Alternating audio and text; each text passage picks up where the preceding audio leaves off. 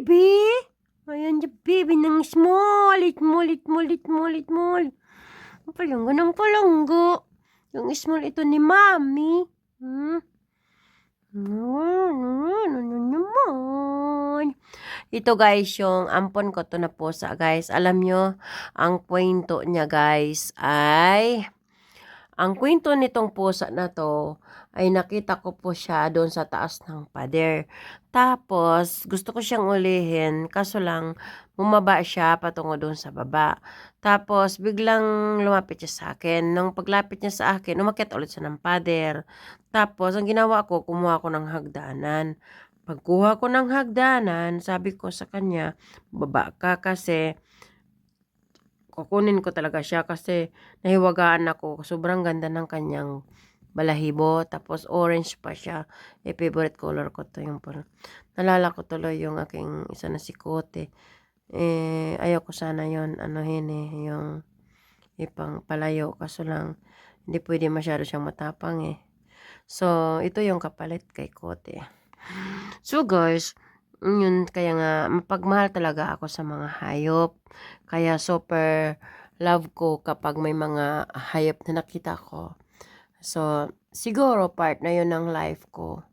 Dahil nga yun ako So, kasi nung ulit pa ako, sabi ng nanay ko, yung mga pusa daw na nakikita ko sa labas na may mga muta, tinatanggalan ko daw. Tapos ng mga muta nila, tapos gusto ko daw. Kaya lumaki ako hangga't yung nag-anak ako, nagbuntis ako, katabi ko yung pusa ko, may halaga ako. So guys, ito nga yung si Small. Ang pangalan ko sa kanya si Small kasi hindi ko po alam ang pangalan po niya. Kasi siya ay nakita ko lang dyan sa labas. Siguro mayroon siyang pamilya kaso lang baka iniwan na siya or na-open yung kanyang yung kanyang gate tapos lumabas siya or napansin siguro niya na yung pagmamahal ng pamilya niya ay super kulang at saka iniwan siya or whatever. Kaya nga ako nung napulot ko siya sobrang napalapit ang loob ko dito. Isa guys, sobrang bait. Tapos, ito naman si King, inaaway siya palagi. So, pag inaaway siya ni King, ang ginawa ko guys, yung parang, ang ginawa ko guys, pag inaaway siya ni King, pinaprotektahan ko siya. Kasi, sa totoo lang, alaga ko naman si King, mula pa baby pa. Ito, hindi ko alaga. Ngayon ko lang siya nakilala. Pero parang feel ko guys na pubusugin ko siya ng pagmamahal kasi kaya nga lumapit siya sa akin. Kasi yung kulang ng pag-alaga, ayun, pinakita ko sa kanya. Hindi ko nga, never ko siyang pinagalitan. Pinagtatanggol ko siya. Ayun. Ito naman si Small. Si Small siya. Pinangawag ko siyang Small. Tapos, yun yung story ni Small ko. So, ayun. Kaya nga sana magtagal pa kami nito magkasama. Hindi siya magbago, mabait pa rin siya. Sobra niyang bait kahit inaway siya ni King. Pag inaway siya gaya ni King, nakakaawa siya. Ang ginawa niya, umiiwas siya. Ang ginawa ko na lang para maprotektahan siya. Sinadya ko si King tulak sa kanya para si King ba hindi siya hindi ba siya mangangaway para masanay siyang matakot siya dito. Kasi siya talaga hindi nakikipag-away siya. Parang minsan pinapakita niyang matapang siya, pinagtatanggol niyang sarili niya. Ganun siya kabait. So, sinakyan ko yung kanyang ugali. Mula nung dumating siya dito, sinakyan ko kung paano siya gumalaw. Kasi sa mga kilos kasi ng pusa, guys, doon mo maramdaman yung naghanap siya ng pagmamahal. So, yung ginawa ko dito, pinapaliguan ko siya, nagpapaligo siya. Tapos, yung pinakita ko yung love sa kanya, kinikare ko siya palagi. Ayan. Yun. Tapos kasi, yun dito, Kasi nanonood po ako ng mga tutorial kung paano yung magpapakita ng pagmamahal sa hayop, lalo na sa pusa. Madali po sila ma-stress guys kung palagi siyang inaaway, tapos maingay at sinisigawan palagi. Pero sila nasasanay na itong mga maliit ko kasi mula pa guys ng bibi pa sila, maingay ako. Kaya nasanay na 'to sila. Pero ito hindi pa 'to sanay, kaya nga sinasanay ko siya. Pero parang feel ko naman mabait naman siya at saka isa pa ano yung ramdam naman niya, kung paano ko siya minahal, ng ilang araw siya dito sa akin. Isang linggo na 'to dito sa akin guys, pero ramdam niya, kung paano ko siya inaalagaan. Pinagtatanggol ko siya sa alaga kong si King 'pag inaaway siya. Kaya guys ano, yung may mga alaga diyan mga hayop kahit dumarating pa rin lang siya sa bahay ninyo or lumalapit siya, tanggapin niyo guys kasi ibig sabihin lang yon blessing po yon. Isa pa ano, nagbibigay ng kaligayahan sa atin.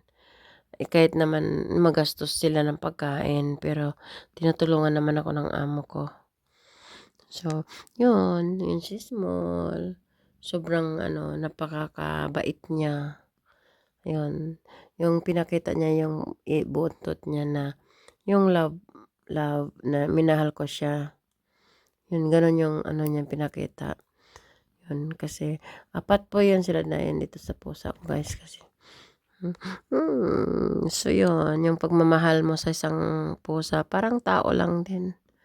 So yung love, andyan sila. Kaya yun, nagpapasalamat po ako guys kasi maraming nawala man yung si Kuti, pumalit siya. Pero mas sobrang bait naman ito. Sobra namang sama ni Kuti guys. Grabe si Kuti nakaano ng ugali noon. Hindi, pag lumalaban siya sa akin kapag inano ko. Nangangagat siya. Kaya dapat nilayo ko na lang kasi ayoko na magkaroon ng problema. Baka someday ano niya ako yung kagatin niya ako. Ito, sobrang bait ito. Sobra na, bebe. Ang bait naman. Matulog na ikaw. So, ano guys, yung itong ugali ng isang pusa kasi guys, kailangan natin guys, pakisamahan sila. Tapos, so kunin mo lang yung loob nila, kunin mo yung mga reaction nila kapag nagagalit sila, alam mo yun, iwasan. Tapos, ano, kailangan mong adjust kahit nainis ka pa kung ano man yung ayaw mo sa kanila, hindi mo muna sila pagalitan o sigawan kasi lalo na bago pa. Yan, so pakita mo lang na kaano mo sila kamahal, gano'n. Tapos kunin mo yung reaction or mga attitude nila. Medyo ito minsan may mainit ang ulo pero hindi siya lumalaban sa akin. Gaganyanin lang kanya, yung parang gaganyanin ka ng kamay niya pero hindi ka talaga niya sasampalin. Yan, 'di ba? 'Di ba, Small? 'Di siya marunong masyado maingay, tahimik siya, dito lang siya sa kama ko. Tapos minsan tingin mo tumatabi na sa'kin. Kanina bumababa siya doon, siguro inaway siya ni King, bumaba siya do'n sa baba, tumabi siya sa akin ta's nakita niya si mama, yung amo ko, pinuntahan niya, hinalikan niya sa kamay, tapos bumalik siya sa'kin. After mga 10 minutes, bumalik na naman siya doon, nagtabi siya matulog kay mama. Parang nag-ano siya, yung naghanap ng caring na hindi naibigan ng iba. Siguro ito ay tinapon na talaga or pinapakawalan. Pero, oo naman ng Diyos nakilala ko siya, nakita ko, friendship na kami ni Small. Tapos tinawag ko na siyang Small. So, ganun guys. Kapag nagmahal kayo sa pusa ninyo guys, mahalin nyo hanggat todo-todo. Kasi yung pagmamahal kasi guys, ano yun hindi matutumbasan yun ng pera. Kasi ang kaligayahan natin di yan matutumbasan ng anuman. Ako masaya ako nawawala yung stress ko pag nandito sila, nawawala lahat, ang lungkot, pagod.